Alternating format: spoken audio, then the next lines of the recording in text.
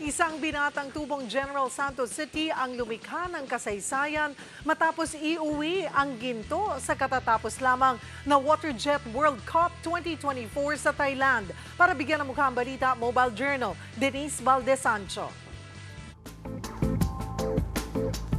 Kapapasok nga lang ng 2025 and more young athletes continue to showcase the true Filipino spirit in sports. This time, sa jet ski racing naman. At the young age of 18 years old, nagpapakitang gilas na ang tubong Gensan na si Cody Lorenzo Pontino sa larangan ng jet ski racing. Siya kasi ang nag-uwi ng kampyonato sa World Grand Prix No. 1 Waterjet World Series 2024 na ginanap nito lang December 11 to 15 sa Pattaya, Thailand. Finally, nakakuha ko na after 5 years.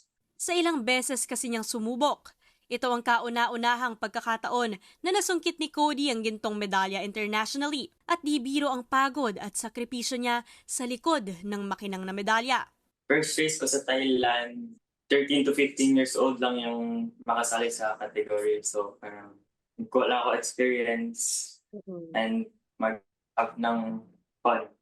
Jet ski racing ran deep in his family's veins. Ang tatay ni Cody, dating national champion lang naman from the same sport. Kaya ang pagje-jet ski, naging bonding na rin nila. What started as a hobby for the young athlete easily became something he was passionate about. 10 years old si Cody nang salihan niya ang kanyang first ever race sa Gensan. And what he loved about it?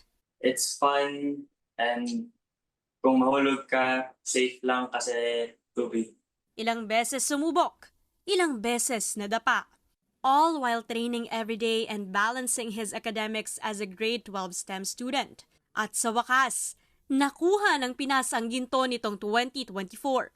Naisip ko na dapat ipanalo ko na talaga.